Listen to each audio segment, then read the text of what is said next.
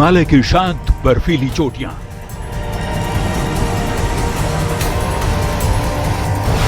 पल भर में भयानक सैलाब में हुई तब्दील।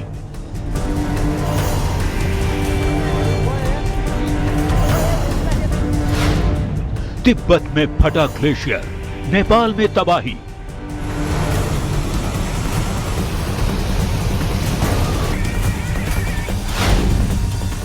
मलबे में बही बस्तियां, पानी में तैरने लगे घर।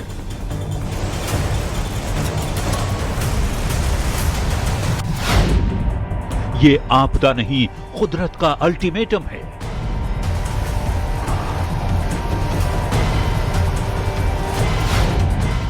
जल प्रलय की रूह कपा देने वाली तस्वीर।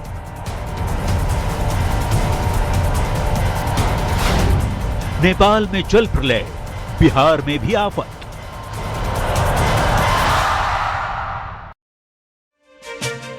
पड़ोसी देश नेपाल में सैलाब ने भारी तबाही मचाई हुई है। किसी को संभलने तक का मौका नहीं मिला। नेपाल के रसुआ जिले से फ्लैश फ्लड की बहुत ही खौफनाक तस्वीरें आई हैं। बाढ़ ने इलाके में भारी नुकसान किया। करीब 1000 लोगों के बहने की खबर आई है। हालांकि इस आंकड़े की आधिकारिक पुष्टि का इंतजार है। सामने आई तस्वीरों में तेज बहाव के बीच घर, दुकानें और गाड़ियां बहती नजर आई। बताया जा रहा है कि रसुआ के टिमुरे इलाके में सुबह करीब 9 बजे अचानक से हालात बिगड़े और देखते ही देखते पानी ने पूरे इलाके को अपनी चपेट में ले लिया। टिमुरे मार्केट में भी कई दुकानों और गाड़ियों के बहने की खबर है। हालात ऐसे हैं कि लोगों के लिए घरों से बाहर निकलना मुश्किल भरा हो गया है। घर के अंदर रहना भी सुरक्षित नहीं है। बाढ़ की वजह से हाइड्रो पावर परियोजना को भी नुकसान पहुंचने की खबर है।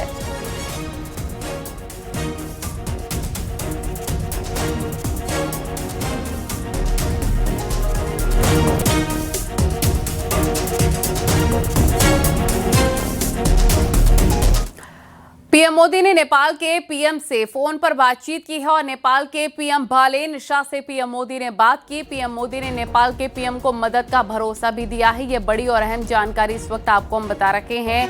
पीएम मोदी ने नेपाल के पीएम से बात की है, फोन पर हालात का जायजा लिया। नेपाल के पीएम बालेन शाह से बात की है पीएम मोदी ने और किसी भी प्रकार की मदद की जरूरत अगर नेपाल को है तो प्रधानमंत्री मोदी ने कहा है कि भारत पूरी तरीके से नेपाल के साथ खड़ा है, नेपाल की मदद करेगा। नेपाल की इस त्रासदी में भारी जानमाल के नुकसान की आशंका जताई जा रही है। सुबह करीब 9 बजे भोटेकोशी नदी में अचानक से बाढ़ आ गई।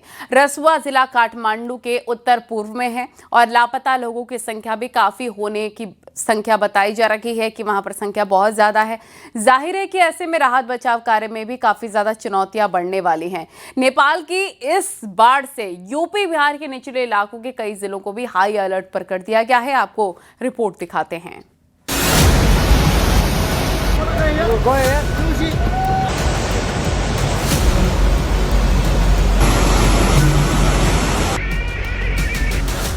नेपाल में जल का प्रहार।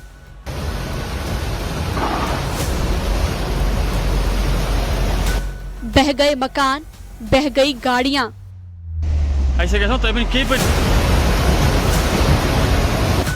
तिनकों की तरह बह गए पुल।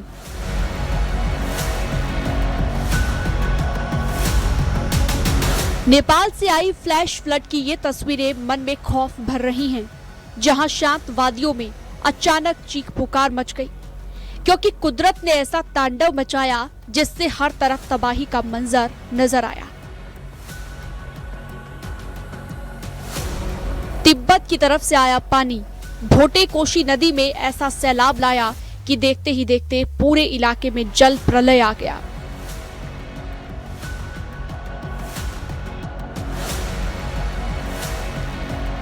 पानी की रफ्तार ऐसी कि घर, दुकानें, गाड़ियां और पुलों तक तिनकों की तरह बहते नजर आए।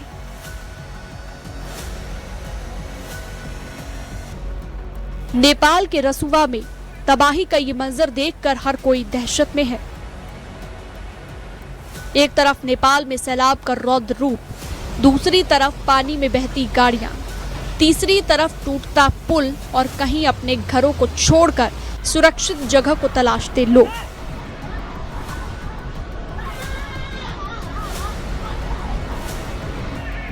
ये तस्वीरें बता रही हैं कि पहाड़ों में आया पानी कितनी तेजी से तबाही में बदल सकता है। कुछ ही मिनट और पूरा बाजार पानी के आगोश में समा गया। कुछ ही पलों में सड़क का नामो निशान मिट गया। अब इस सैलाब का असर नेपाल से निकलकर बिहार तक पहुंचने की आशंका ने चिंता बढ़ा दी है।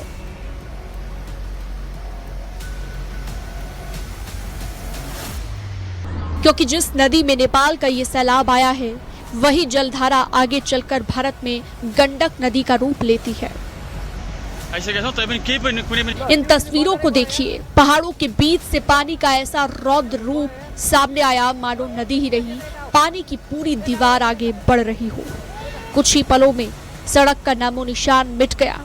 घरों के पास खड़ी हुई गाड़ियां पानी में समा गई। दुकानों के सामने रखा सामान बह गया। देखते ही देखते घरों के आसपास सिर्फ पानी ही पानी नजर आने लगा। एक वीडियो में पुल के ऊपर से पानी का तेज बहाव दिखाई देता है और फिर सैलाब की ताकत के आगे पुल टिक नहीं पाता। पानी उसे अपनी चपेट में लेकर बहा ले जाता है। दावा यहां तक किया जा रहा है कि तिब्बत में ग्लेशियर फटने से ये तबाही आई है, जिसके बाद नेपाल के रसुआ की तरफ पानी बढ़ गया। नुवाकोट, धादिड़, गोरखा, चितवन तक असर पड़ा है। भारत के सबसे करीब नेपाल के चितवन की सीमा है और चितवन से बिहार के पश्चिम चंपारण की सीधी सीमा लगती है। पश्चिम चंपारण के वाल्मीकि नगर तक इसका असर हो सकता है। निचले इलाकों में बाढ़ का खतरा बढ़ सकता है। तबाही कितनी बड़ी है, इसका अंदाजा इस बात से लगाइए कि नेपाल पर्यटन बोर्ड के शुरुआती आंकड़ों के मुताबिक 384 यात्री और पर्यटक लापता बताए जा रहे हैं। इसमें 291 विदेशी नागरिक और 93 नेपाली नागरिक शामिल हैं। लापता विदेशी नागरिकों में 100 से ज्यादा भारतीय बताए गए हैं। हालांकि ये शुरुआती आंकड़े हैं। नेपाल में कई लोगों की मौत की खबर भी सामने आई। सैलाब ने सिर्फ रिहायशी इलाकों को ही नहीं उजाड़ा, बल्कि नेपाल के हाइड्रो पावर सेक्टर को भी नुकसान पहुंचाया। कई परियोजनाएं प्रभावित हुई, पावर इंफ्रास्ट्रक्चर को नुकसान हुआ और नेपाल की करीब 430 मेगावाट हाइड्रो पावर क्षमता के प्रभावित होने की रिपोर्ट है। यानी कि पहाड़ों से आया ये पानी सिर्फ घर और सड़कें नहीं बहा रहा, बल्कि नेपाल के इंफ्रास्ट्रक्चर की कमर पर भी चोट कर रहा है।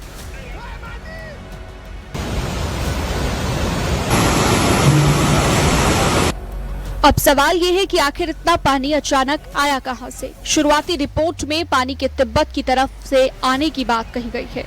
विशेषज्ञ और अधिकारी संभावित ग्लेशियर, लेकआउट, बर्स्ट, फ्लड समेत दूसरे कारणों की जांच कर रहे हैं। नेपाल से निकलने वाली नदियों का पानी बिहार के लिए हमेशा बड़ी चुनौती रहा है। भोटे कोशी आगे त्रिशूली सिस्टम से जुड़ती हैं और यही आगे भारत में गंडक नदी से जुड़ती हैं। इसी वजह से बिहार में प्रशासन अलर्ट मोड पर आ गया है। पश्चिम चंपारण, गोपालगंज, सारण, मुजफ्फरपुर, वैशाली और दूसरे संवेदनशील इलाकों में निगरानी बढ़ाई गई है। एनडीआरएफ और एसडीआरएफ की तैयारियां तेज कर दी गई हैं। नेपाल में आया ये सैलाब सिर्फ नेपाल की त्रासदी नहीं, इसकी लहरों ने भारत की चिंता भी बढ़ा दी है। Bureau report, news 18, UP Uttarakhand.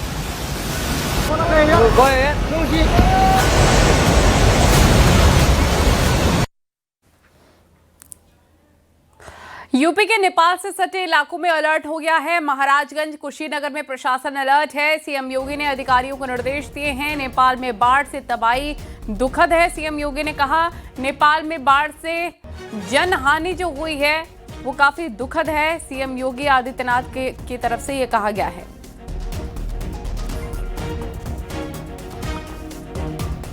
तो ये बड़ी और अहम जानकारी हम आपको बता रखे हैं। और यूपी के नेपाल से सटे जितने भी इलाके हैं, जैसे कि महाराजगंज है, कुशीनगर है, वहां पर प्रशासन अलर्ट है और वहां पर सीएम योगी आदित्यनाथ ने अधिकारियों को निर्देश भी दे दिए हैं। उन्होंने ये भी कहा है कि जो नेपाल में बाढ़ से तबाही हुई है वो बहुत ही दुखद है। कुशीनगर से आलोक शुक्ला और महाराजगंज से आशीष मिश्रा हमारे सहयोगी जुड़ गए हैं, उन्हीं का रुख कर लेते हैं।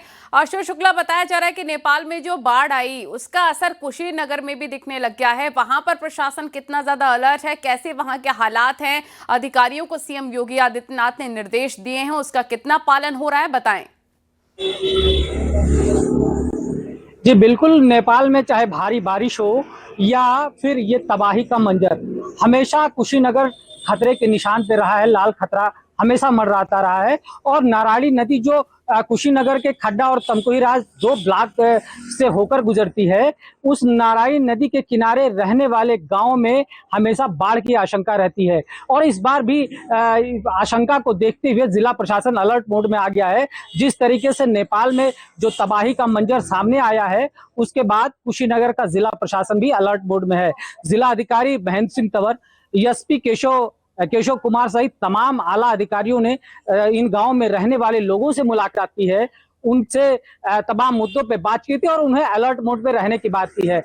सीएम का निर्देश मिलने के बाद कुशीनगर जिला प्रशासन ने बाढ़ से जुड़े तमाम विभागों को अलर्ट मोड पे कर दिया है और हर बुरी स्थिति से निपटने की बिल्कुल अशोक, आप क्योंकि वहां पर मौजूद है ग्राउंड जीरो पर, जरा आप तस्वीरें अगर दिखा सकते हैं कि वहां पर सब कुछ स्थिति कंट्रोल में है या फिर नहीं, क्योंकि ये भी कहा जा रहा है कि नदी नालों से दूर रहें, अगर नदियां उफान पर आती हैं तो इससे भी दिक्कतें बढ़ जाएंगी। तो वहां पर क्या अभी सिचुएशन कंट्रोल में है? जहां पर आप मौजूद हैं आसपास का इलाका क्या वहां पर खाली करा लिया गया है?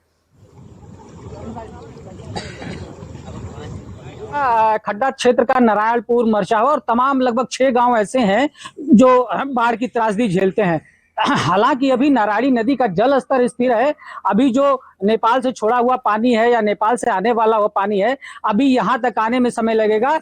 इससे पहले ही एहतियातन जिला प्रशासन, ठीक है, मैं आपके पास लौटूंगी। महाराजगंज का भी रुख कर लेते हैं। आशीष मिश्रा हमारे सहयोगी वहां पर मौजूद हैं और वो तट के पास ही मौजूद हैं। आशीष, देखिए, सीएम योगी आदित्यनाथ ने भी निर्देश दे दिए हैं अधिकारियों को कि हर तरीके से मदद पहुंचाई जाए लोगों को भी, और स्थिति आउट ऑफ कंट्रोल ना हो, इसको लेकर भी निर्देश दिए गए हैं। वहां पर कैसे हालात हैं, जरा तस्वीरें भी दिखाइए। देखिए, आपको मैं बताऊं कि मैं महाराजगंज का ये भेड़ियारी गांव है और मेरे पीछे नारायणी नदी है और मेरे दाहिने जो साइड है वो नेपाल है और मेरे पीछे बिहार है। तो जो नारायणी नदी, जो त्रिशूली नदी से नारायणी नदी बनती है, वो यहीं से गुजरकर कुशीनगर और बाकी बिहार में जाएगी। आपको बता दें कि एसएसबी के जो जवान हैं, जो एसडीआरएफ है, वो पूरी तरह मुस्तैद है। मेरे साथ मेरे पीछे देख सकते हैं कि ये एसएसबी के रेस्क्यू टीम है जो लगातार यहाँ पर घूमने फिरने वाले और जो नदी के किनारे बसे गांव हैं उनके लोगों को बताया जा रहा है कि आप सुरक्षित स्थानों पर, ऊंचे स्थानों पर पहुंचे और बाढ़ का खतरा उत्तर प्रदेश और महाराजगंज जनपद में भी आने वाला है। आपको बता दें कि नेपाल में जो भयंकर त्रासदी हुई है उसका असर हालांकि हर बार महाराजगंज जनपद में आता रहा है और महाराजगंज जनपद के जो निचले गांव है नारायणी के उस पार, मैं अपने कैमरामैन में से कहूंगा कि वे उस पार नारायणी के हमारे 3 गांव हैं। वो गांव है सोगी बर्मा, शिकारपुर और भुथा। वो लो लैंड इलाका है, वहां पे हमेशा बाढ़ आती है। और इस बार जो अधिकारी हैं, जो बाढ़ से जुड़े अधिकारी हैं, उनका अनुमान है, आपदा के अधिकारियों का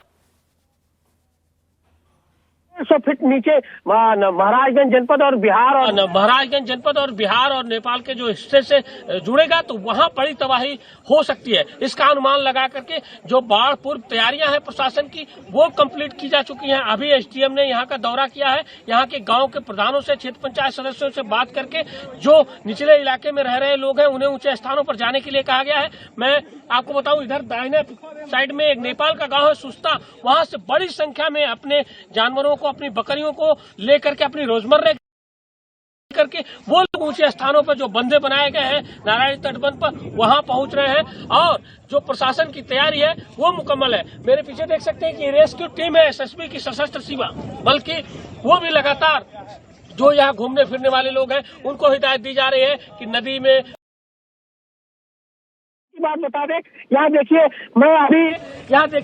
मैं अभी पिछले 1 घंटे से यहाँ पे रिपोर्टिंग कर रहा हूँ। लगातार जलस्तर बढ़ रहा है और जब भी 3 लाख क्यूसेक पानी नारायणी नदी में आएगा तो यहाँ का स्थिति बहुत ही भयावह होने वाली है और ये भयावहता महाराजगंज जनपद, कुशीनगर और बिहार वासियों को भी देखने को मिलेगी। इससे हालांकि प्रशासन तैयारियां पूर्ण कर चुका है। इसको लेकर के डीएम जो गौरव सिंह सोगरवाल हैं, उन्होंने भी अभी एक वीडियो जारी किया है और उन्होंने इस त्रासदी के बारे में बताया है और अपनी जो बाढ़ पूर्व तैयारियां हैं, चाहे नाव लगाने की बात हो या फिर गोताखोरों की या फिर जो मेडिकल टीम है या फिर पशुओं के लिए जो दवाएं उपलब्ध करानी है या फिर जो शिविर हैं, बाढ़ राहत चौकियां हैं और जो हमारे एसडीआरएफ की टीम है, पीछे हमारे जो 3 गांव हैं, उन गांवों पर एसडीआरएफ की टीम भी भेजी जा चुकी है और अभी मेरी उनसे बात भी हुई है। वहां लोगों को सुरक्षित स्थानों पर पहुंचाने की तैयारी चल रही है। तो कुल मिलाजुलाकर नेपाल में हुई त्रासदी का असर उत्तर प्रदेश के महाराजगंज में भी देखने को मिल सकता है। इसको लेकर प्रशासन पूरी तरह से अलर्ट है। महत्वपूर्ण जानकारी आप दे रहे हैं, बहुत महत्वपूर्ण तस्वीरें भी आपने दिखाई। आप दोनों का बहुत बहुत शुक्रिया। यानी कि दोनों ही जगहों पर कुशीगंज और महाराजगंज में हालात पूरी तरह से कंट्रोल में है सीएम योगी आदित्यनाथ के निर्देश के बाद। वहीं देखिए, बाढ़ के बाद नेपाल के पीएम बालेन शाह ने एक आपात मीटिंग बुला ली है। अब तक 13 लोगों के शव निकाले गए। नेपाल की सीमा भारत के 5 राज्यों से लगती है और नेपाल में बाढ़ को लेकर बिहार में हाई अलर्ट जारी कर दिया गया है। ये इस वक्त की बड़ी खबर हम आपको बता रहे हैं। ये देखिए, रूह कपा देने वाली ये तस्वीरें हैं। तिब्बत से ये सैलाब आया और नेपाल में पूरी तरीके से हाहाकार मचा दिया और ये समझ लीजिए कि भारत में भी खतरे की घंटी बज सकती है। अब तक 13 शव निकाले गए हैं। यूपी बिहार भी अलर्ट पर है।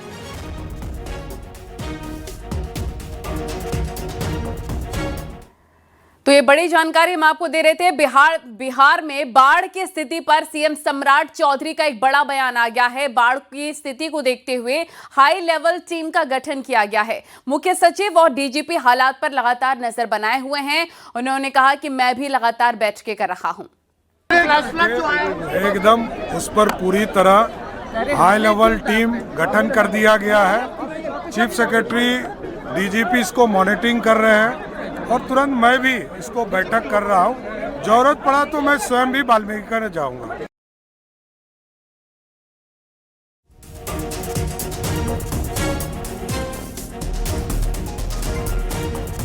वो भी अलर्ट पर।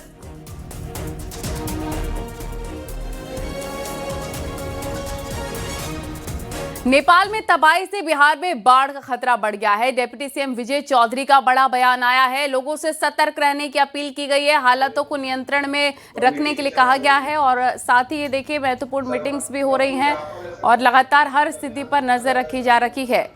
नेपाल में तबाही से बिहार में बाढ़ का खतरा बढ़ गया है। डिप्टी सीएम विजय चौधरी का बड़ा बयान, लोगों से सतर्क रहने की अपील की, हालातों को नियंत्रण में बताया है।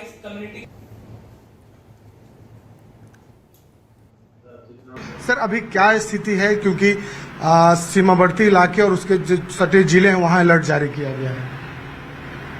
आज थोड़ा खतरा या थोड़ी गंभीर स्थिति पैदा हुई और उसका कारण था कि नेपाल के भी तिब्बत प्रभाग में, जो तिब्बत का इलाका है, नेपाल तिब्बत या चीन के बॉर्डर पर, वहाँ एक ग्लेशियर लेक है, वो वही फट गया। मतलब जिसके कारण पूरा पानी एक साथ वो सर्ज करता है, दौड़ता है और वो एक साथ बहुत पानी का डिस्चार्ज होता है, तो वो रास्ते में भी काफी खतरा पैदा करता है।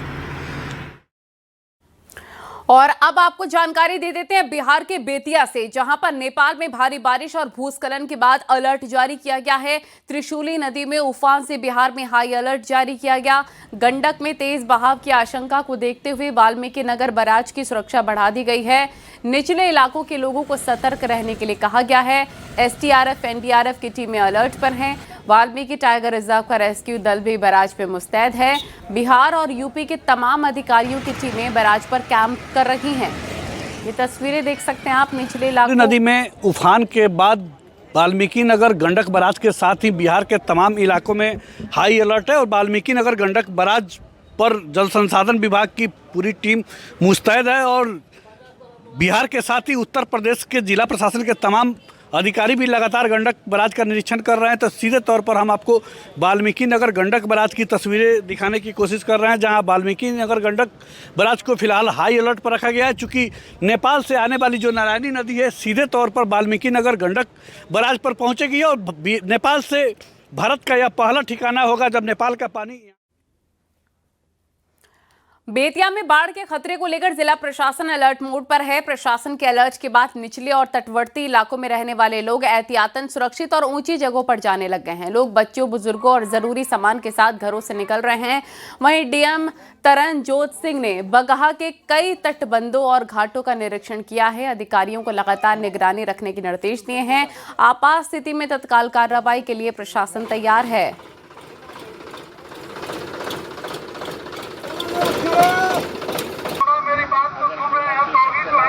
पूरे जनता से यही आग्रह करता हूं, जो नदी के बेड में जितने हमारे गांव है, चकदावा से लेकर श्रीनगर तक, सारे लोग ऊंची जगह पर चले आएं और बाकी की व्यवस्था सरकार के द्वारा और हम अपने के द्वारा मैं करूंगा।